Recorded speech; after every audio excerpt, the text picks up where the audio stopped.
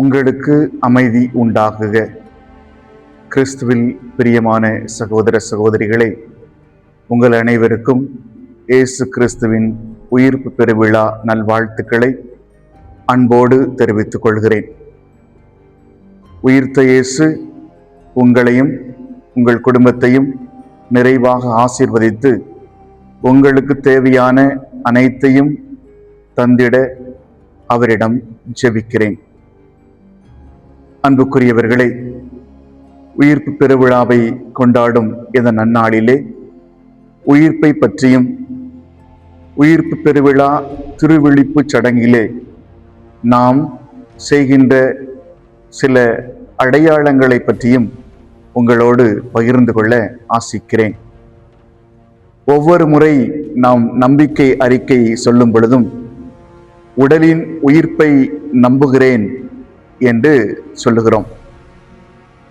உயிர்ப்பு பற்றி நமது புரிதல் எவ்வாறு இருக்கிறது என்பதற்கு இறப்பை பற்றியும் நாம் சிந்திக்க வேண்டியிருக்கிறது. மார்க்கு நற்செய்தி 5ஆம் அதிகாரம் 39ஆம் வசனத்திலே தொழுகை கூட தலைவன் யாயிரின் மகள் இறந்த பொழுது இயேசு சொல்லுகிறார், சிறுமி இறக்கவில்லை, தூங்குகிறாள் என்று சொல்லுகிறார். யோவான் நற்செய்தி 11:11 பார்க்கிறோம், நம் நண்பர் லாசர் தூங்குகிறார், அவரை எழுப்ப நான் போகிறேன் என்று இயேசு சொல்லுகிறார். விவிலியத்தில் இறப்பு ஒரு நிரந்தரமான முடிவு அல்ல, அது ஒரு தூக்கத்தை போன்ற ஒரு நிகழ்வாகவே கருதப்படுகிறது. என்னில் விசுவாசம் கொள்பவன் ஒருபோதும் சாகான், இறப்பினும் வாழ்வான் என்கிறார் இயேசு. நாம் உயிரோடு எழுப்பப்படுவோம் என்பதற்கு முதல் முக்கிய சாட்சி இயேசு. உடலோடும் ஆன்மாவோடும் அவர் உயிர் பெற்றார் என்பதை நாம் அறிவோம். அதற்கு சாட்சிகளாக இருப்பது வெறுமையாக்கப்பட்ட கல்லறை, உயிர்ப்புக்கு பின் இயேசு தன்னுடைய சீடர்களுக்கு கொடுத்த காட்சிகள், தொட்டு உணரப்பட்ட காயங்கள், அவர்களோடு உணவு உண்ட நிகழ்வுகள், இவை அனைத்தையும் நமக்கு நம்பிக்கையை தருகிறது. இயேசுவை போல நாமும் ஒரு நாள் உயிரோடு எழுப்பப்படுவோம் என்பதை நமக்கு தெளிவுபடுத்துகிறது. கிறிஸ்துவில் பிரியமானவர்களே, பாஸ்கா திருவிழிப்பின் போது சில அடையாளங்களை நாம் பயன்படுத்துகிறோம். அதில் முதலாவது பாஸ்கா மெழுகுதிரி, புதிய தீ. வெளியே, ஆலயத்திற்கு வெளியே புதிய திரியானது மந்திரிக்கப்படுகிறது.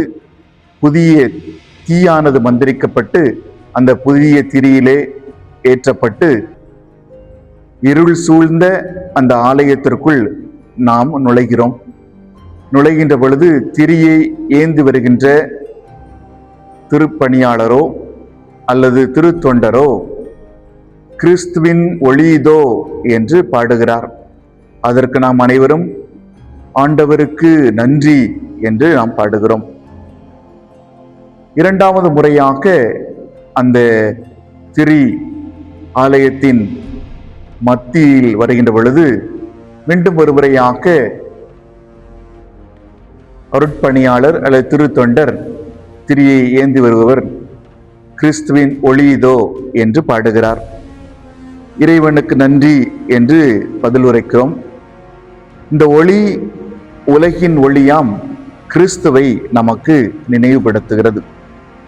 இருள் சூழ்ந்த உலகில் ஒளியாக புதிய உலகை, புதிய வாழ்வை, புதிய வழியை தருகின்ற இயேசுவை இந்த ஒளியானது நமக்கு தெளிவுபடுத்துகிறது.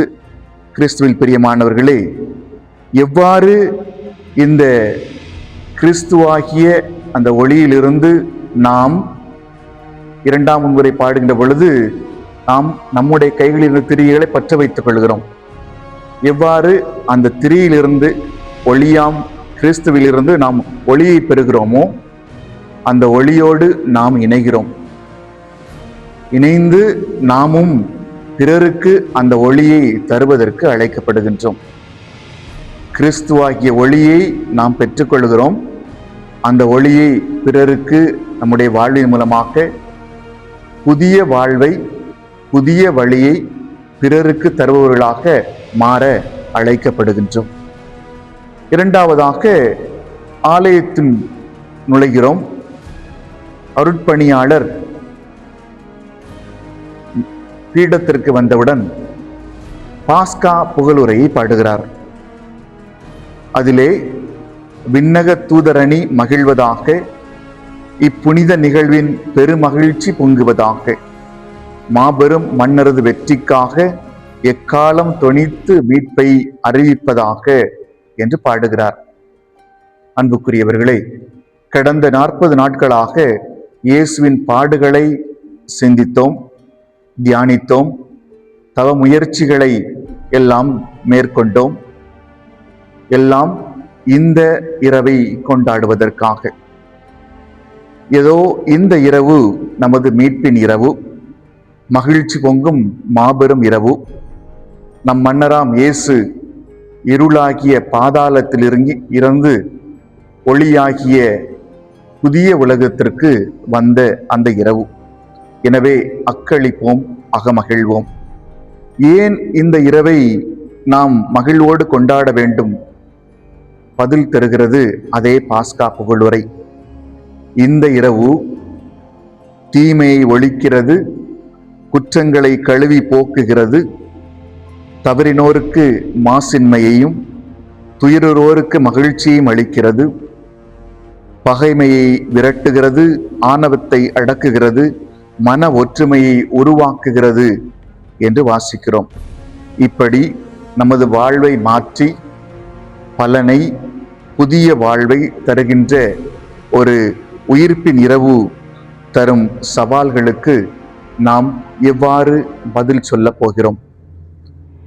அன்புக்குரியவர்களே, உயிரோடு இருப்பவரை ஏன் இறந்தவர்களிடம் தேடுகிறீர்கள் என்று கல்லறையில் இயேசுவை தேடிய சீடர்களுக்கு வானதூதர்கள் சொல்லுகிறார்கள். மேலுமாக, அவர் இங்கு இல்லை, உயிர்த்து விட்டார் என்று சொல்லுகிறார்கள். இயேசு எப்படி இறப்பிலிருந்து உயிருடன் எழுப்பப்பட்டாரோ அதுபோல நாமும் அவரது இறப்பின் வழியாக நமது பாவத்திலிருந்து உயிர் பெற்று புதிய வாழ்வை பெறுகிறோம். இதை பவுலடிகளார் ரோமேயருக்கு எழுதிய திருமுகத்திலே 6ஆம் அதிகாரம் 5ஆம் வசனத்திலே இவ்வாறாக சொல்லுகிறார். அவர் இறந்தது போலவே நாமும் அவரோடு ஒன்றித்து இறந்தோமெனில், அவர் உயிர்த்தெழுவது போலவே நாமும் அவரோடு ஒன்றித்து உயிர்த்தெழுவோம் என்கிறார். அன்புக்குரியவர்களே, இவ்வாறு நமது திருமுழுக்கின் வழியாக நாம் கிறிஸ்துவோடு இறந்து புதைக்கப்பட்டு உயிர் பெறுகிறோம். கிறிஸ்துவோடு இணைந்து புதிய படைப்பாக மாற்றப்படுகிறோம். பழைய வாழ்விலிருந்து புதிய வாழ்வுக்கு நம்மையே அழைத்து செல்கிறோம். அன்புக்குரியவர்களே, இந்த இரவில் மற்றொரு அடையாளமாக நாம் திருமுழுக்கின் போது பயன்படுத்தப்படும் தண்ணீர் மந்திரிக்கப்படுகிறது. அதோடு மட்டுமல்லாமல் திருமுழுக்கின் போது நாம் கொடுத்த வாக்குறுதிகளையும் நாம் புதுப்பித்துக் கொள்கிறோம். அடுத்ததாக, திருப்பலியின் அப்பத்தையும் ரசத்தையும் புனிதப்படுத்தும் முக்கிய நிகழ்வு முடிந்தவுடன் அருட்பணியாளர் இது விசுவாசத்தின் மறைபொருள் என்று சொல்லுகிறார். நாம் அனைவரும் அதற்கு பதிலாக, ஆண்டவரே, நீர் வருமளவும் உமது மரணத்தை அறிக்கையிடுகிறோம், உமது உயிர்ப்பையும் எடுத்துரைக்கிறோம் என்று பதில் சொல்லுகிறோம். இயேசு உயிர்த்த பின் தம் சீடர்களுக்கு தோன்றி உலகெங்கும் சென்று படைப்பிற்கெல்லாம் நற்செய்தியை அறிவியுங்கள் என்று அனுப்பி வைக்கிறார். அவர் வழியாக இந்த பணி நமக்கும் கொடுக்கப்படுகிறது. இயேசுவை பற்றியும் அவர் உயிர்ப்பை பற்றியும் எடுத்துரைக்க அழைக்கப்பட்ட நாம் அறிக்கையிடுகின்றோம், எடுத்துரைக்கின்றோம் என்று தினமும் திருப்பலியில் சொல்லும் நாம் எவ்வாறு, எப்படி, எங்கு, யாருக்கு எடுத்துரைக்கிறோம், அறிக்கையிடுகிறோம் என்பதை சிந்திக்க அழைக்கப்படுகின்றோம். இறுதியாக, கிறிஸ்துவில் பிரியமான சகோதர சகோதரிகளே, இந்த உயிர்ப்பு பெருவிழா நமக்கு தரும் உறுதிப்பாடுகள் என்னவென்றால், ஒன்று, கிறிஸ்தவர்களாகிய நமக்கு நமது இறப்பிற்கு பின் ஒரு நாள் உயிர்ப்பு உண்டு என்பது. இரண்டாவதாக, ஒளியாக கிறிஸ்துவில் நம்மை இணைத்து கொண்ட நாம் பிறருக்கு ஒளியாக வழியாக இருக்க அழைக்கப்படுகின்றோம்.